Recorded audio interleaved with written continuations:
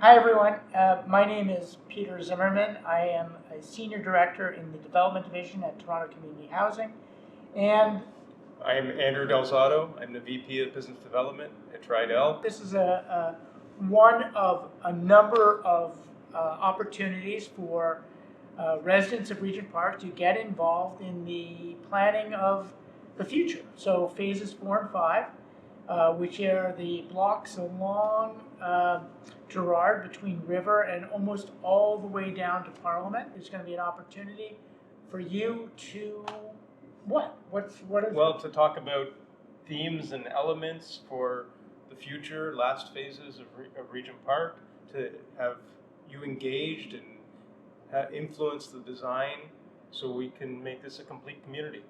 Yeah, it's your future, it's your community, and we are committed to working very closely with you in developing the plan, but it means that you need to actually come out and talk to us for this, one of the important opportunities to talk about where the buildings are going to be, what are the services, the facilities, open space. We've heard a lot from the community to date. We've had a number of sessions already. This is an important one, but we're going to be working on this with the community through the rest of this year and all through 2022 on finalizing this plan. And whether you're an individual or a community group, you can use the email here if you have any questions. It's talkregentpark@torontohousing.ca. And we will get back to you as soon as you get in touch with us. Good afternoon, everybody, on a gray and rainy day. And thanks very much for joining us for our session B of our community organizations engagement sessions. My name is Jocelyn, and I'm from Bousfields, and I've had the opportunity to meet some of the people who have joined here today.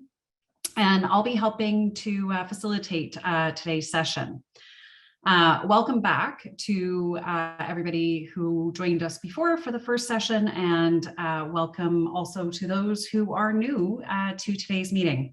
I'm very pleased that you're able to join us. Our agenda for today's session starts with a welcome and some brief introductions and a few housekeeping items. And then we'll have a recap of the planning process, as well as a short overview of the themes that we've learned so far. And then we're going to dive into the main content for today's meeting, which we're really excited to share with you and get your input on. And that's the key design elements of the plan. We're going to have a presentation on those, and then we'll go into breakout discussions on those key design elements. And the information that we learned today from you about those pieces that we're going to be talking about is then going to guide us into creating some of the options that we want to come back and present to you, so that we can get your input then on those options, and then can start thinking about developing what a preferred scheme might be. And again, giving us the opportunity to come and talk to you about that. So this is really sort of the second stage of our building blocks, where you're going to see pieces and ideas today, and that'll lead us into some, putting together something a little bit more concrete for us to come back to you with. We'll then do a wrap up at the end of the session by going through some next steps. And also, I want to note that following today's meeting, we will be sharing meeting minutes from both of the community organization engagement sessions. And we do apologize for not having the opportunity to circulate those yet. We've really been working hard on coordinating our various community engagement sessions, but we do know that we want to get those out to you. And thinking about how we want to approach the meeting today for all of us here who are in this space together, we ask that everybody treat this virtual room that we're here in together with respect, that we listen and learn from each other's comments and questions, and be a part of a fair and welcoming space for everybody, so that everybody gets an opportunity to share their thoughts. We also wanted to provide some brief introductions of who from the project team is in the room. In the essence of time, I'm not going to go through every single person, but I will ask people to introduce themselves when they start speaking. But I do want everybody to know that we do have members of both the development team, so that's Toronto Community Housing and Tridel, as well as the consultant team who are here. And that includes KCA, who are the architects, and Bousfields, who are working on the planning and community consultation components, and Monumental. So many of you know Kofi Hope and Zara Ibrahim as well. We've asked members of the project team to put their company affiliations beside their names, so you can see where everybody is from. And if you get the opportunity, it would be great if you could do the same here, or same as well, so that we know which group that you are representing today. I'm going to ask, we are joined, as I mentioned, by 3 members of the architecture team from Karakusevic Carson Architects, so that's KCA, who are from the United Kingdom, and they are going to be helping lead each of the breakout room sessions today. And I'm now going to pass it over to Emma to go over a recap of the planning process and the scope of what we're talking about within this process. Emma? Hi, everyone. I have probably introduced myself to many of you before, maybe even met some of you in person at our sessions in the community. But for those who don't know you, I'm Emma West. I'm a partner at Bousfields. I'm a planner, and I'm helping to coordinate this process with all of our consultants as well. So what I'm going to present to you may be information that you've already heard. We just want to make sure that everyone is aware of what the project is that we are working on and how that fits into the planning process. Having talked through what the agenda is and what, as Jocelyn took you through that, you'll see that there's a lot more to discuss than this, but we just want to make sure that as you are working through these key elements with the teams in the breakout rooms, you keep in mind what the process is about. So if you go to the next slide, please. So the project that we are working on is a zoning bylaw amendment application, which is also called a rezoning application. You can see on the left side of the screen that we are indicating that this is a rezoning application, and that typically the approval takes 12 to 24 months to go through the city's process once you've submitted the application. But then following that, there are other types of applications that you would have to go through to develop a site. And that includes what you see in the middle is a site plan application.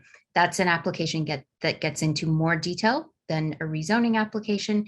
And then on the right-hand side of the screen, you'll see building permits. So even after this rezoning application is complete, there are going to be other applications and other processes that deal with increasing levels of detail in the design of what's going to happen on a site.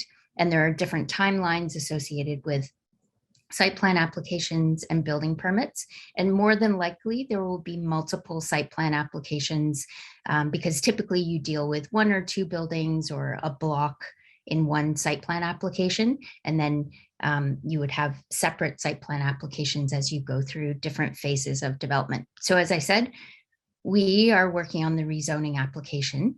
If you go to the next slide, please. So what's included in a rezoning application? We want to provide this to you to help you understand the level of detail and what sorts of things get captured in zoning to differentiate it from what would go into a site plan application, for example. So generally, we determine where buildings will be located, what type of buildings they are, how big they are, where there will be public spaces within the blocks, any other uses like retail and community spaces that are going to get mixed in, and generally where they're going to go within the blocks. We determine where the streets are going to go, where the sidewalks and other pedestrian connections will be. And there will be elements of sustainable design and best practices to do with sustainability that get incorporated into the plan that goes in support of the zoning bylaw amendment application. I'm just going to go to the next slide.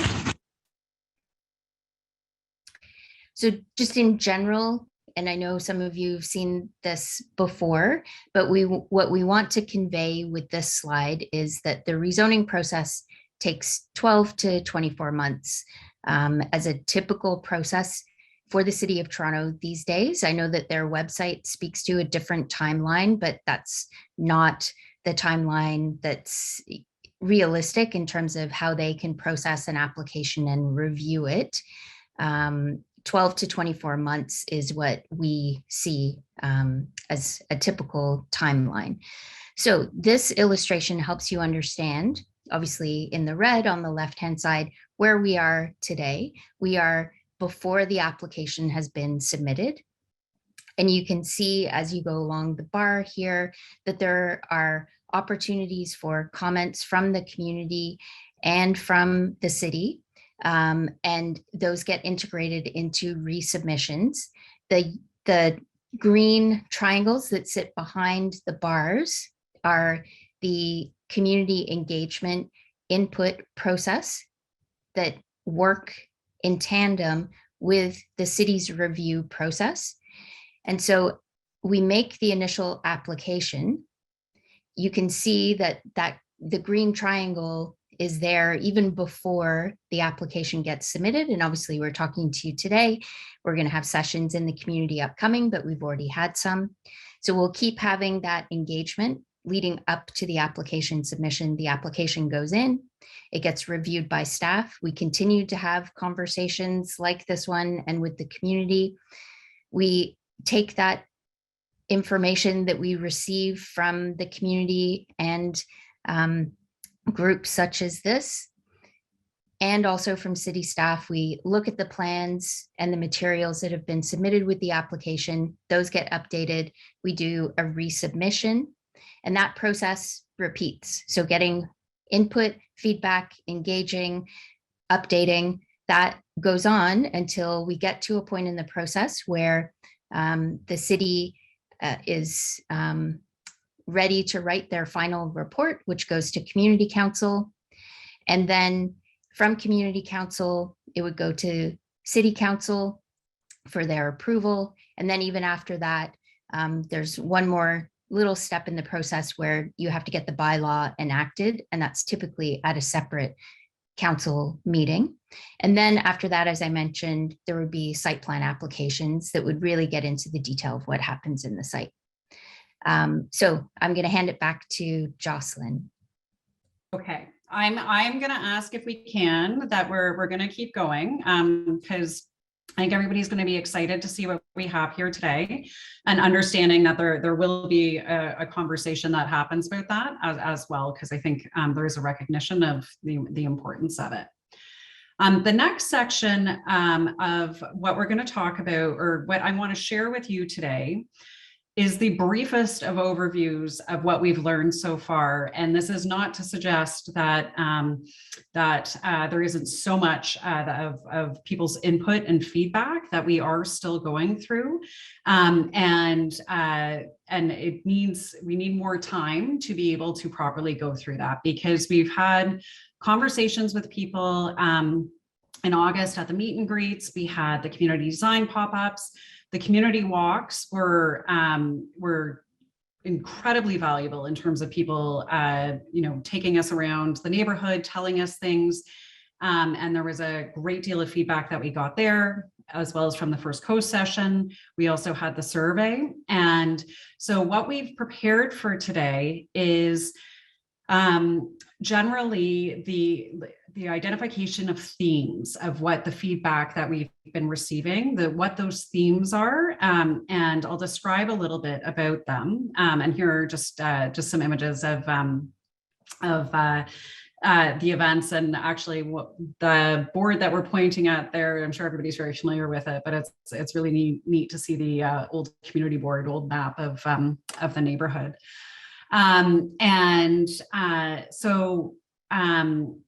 Some of the themes that we've heard about through all of our conversations so far, the overall community engagement and the planning process, the desire for community spaces and community controlled spaces, the importance of community safety and what that means to different members of the community. And that's been kind of a really interesting piece to dive into, because there have been different thinking from different people. Accessibility and design that brings the community together. What types of buildings and homes are desired and what we should think about when designing them, including the importance of affordable housing. A desire for various types of retail uses, ways that we can incorporate environmentally sustainable practices into the building designs, the design of green spaces and open spaces, as well as roads and parking and bike lanes and other ideas related to transportation. And I think you'll see what that's one of the topics that we're going to start to cover today is how to accommodate the variety of transportation needs that people, or the earliest thinking of how to accommodate transportation needs that people want. And so I'm now going to pass it over to Rebecca from KCA, who is going to go over some of the key design elements. And Rebecca is going to present this to you, but then that's when we're going to go into breakout sessions so we can actually get into really detailed conversations about what Rebecca is about to present to you. Rebecca? Hey, hi everyone. Thanks, Jocelyn. Just a quick introduction. I think I met some of you last time in the last session and in some at the community design pop-up maybe it was about 3 weeks ago now, actually. So lovely to see some of your faces again. I'm Rebecca Miller. I'm an urban designer at Karakusevic Carson Architects, which no one can say, so we just call ourselves KCA. I'm here with my colleagues Lois and Hajir, who will be running some of the other breakout spaces. So yeah, we're here together to try and kind of present some of our initial kind of thinking, and we've taken on board a lot of your comments that we heard in the engagement sessions, and we are just really interested to hear your feedback and your ideas about some of these key elements. So I'm going to run through some really quick diagrams now. Oh, so today we want to discuss 4 main topics, and obviously these topics have lots of other things inside them, and we'll hopefully be able to talk about lots of things today, but we'll also go into more detail in some of the future sessions. So today we want to talk about streets and blocks. So thinking about transportation, accessibility, how people move through the sites, how we might want cars to move or people to move, things like that. We also want to talk about open space. So thinking about where green spaces might be, and also safety, the quality of streets, for example. I want to talk about ground floor animation. So this could be a mixture of thinking about retail spaces, community spaces, cultural spaces. And finally, we want to talk about buildings. So this is a bit more about where height might be located, what types of buildings, and how that kind of might work in phases 4 and 5 as a whole. So we go on to the next slide.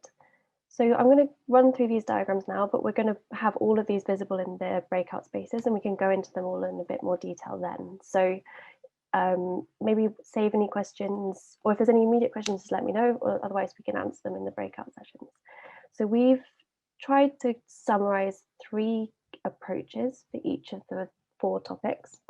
And these are not extensive, you know, there's probably other things that we could talk about, but we just wanted to kind of have a starting point and to get to bring people's opinions together. So one approach for how we could do streets and blocks is to have, which is quite similar to what is currently approved in the plan from 2014. So this is about trying to extend lots of north-south streets, extending the existing street structure from Cabbage Town and connecting into the emerging streets of phases 1 to 3. And all these streets are suitable to have cars on them. A second option or approach could be, what if we started to think about some streets being for cars and some streets being prioritized for walking and cycling? So for example, one thing we heard from the community pop-up event was that there's an issue with cars moving very quickly along Oak Street.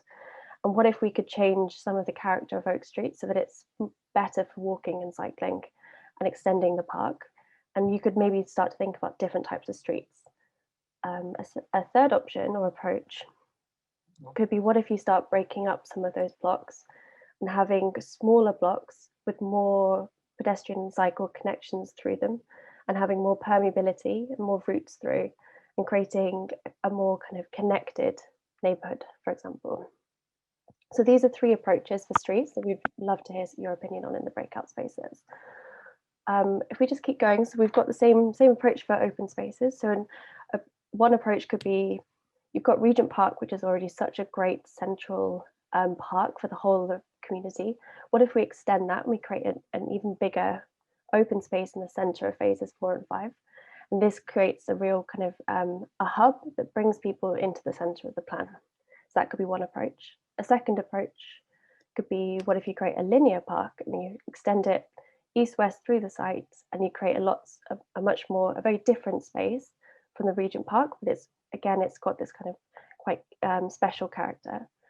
A third approach could be, what if you have, instead of that, you have lots of smaller spaces that could have lots of different functions. You know, one could be for play, you could have urban gardening, could have trees, a nursery, you know, you could have lots of different spaces, and if they're kind of scattered across the site. So that's a third approach. Ground floor animation.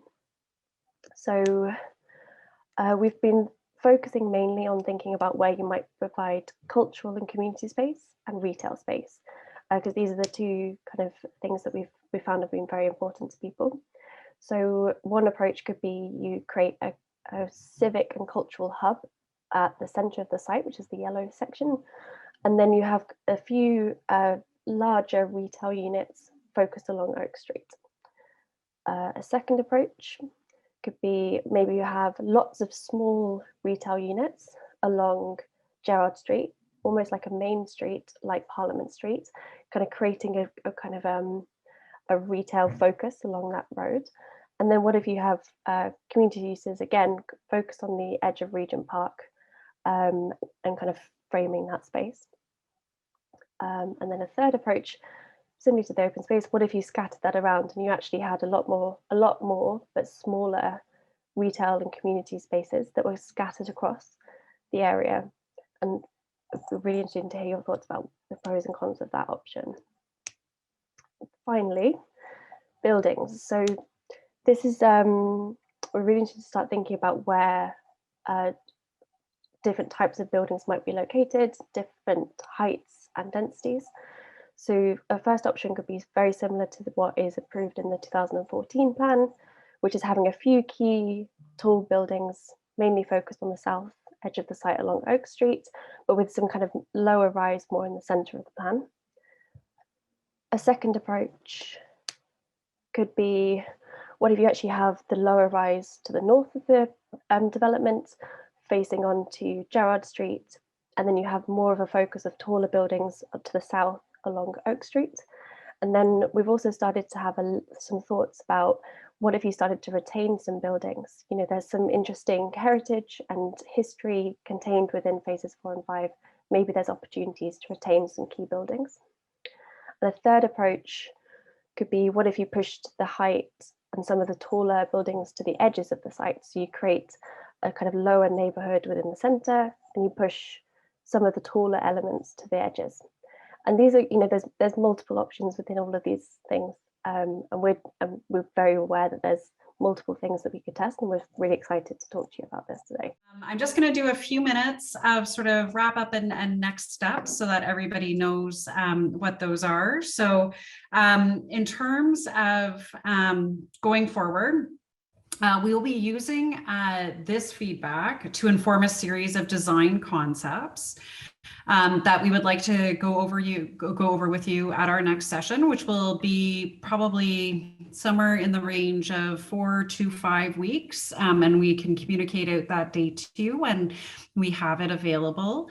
And so that's something as well that we need to do is set that timing for session C. We also have some upcoming future engagement events. Stay tuned for the launch of our website, which is going to have lots of the material that kind of have gotten us to this stage so far, and ultimately will become that one-stop shop for information that you want to kind of easily access and that kind of thing, which I think will be very helpful for not only anybody in this group, but also every members of the community and that type of thing. We are having a community drop-in this weekend. So that's Saturday, October the 30th from 12 until 4. And it really is intended truly as a drop-in. And we'll be sharing the same images that you saw today. We'll be sharing those same images with the people who come and join us there. So that's a really great opportunity that we're looking forward to as well for getting more input and more feedback. And everybody here is welcome to join as well. And we'll also be launching a survey version of what you saw here today in the coming weeks as well. So we'll have that go out for people who don't necessarily have the time or inclination to actually come to a meeting, but want to have the opportunity to provide their input there. And I'll also note that there was the discussion earlier on in the meeting about the community services and facilities report. And you'll see here a series of next steps as well.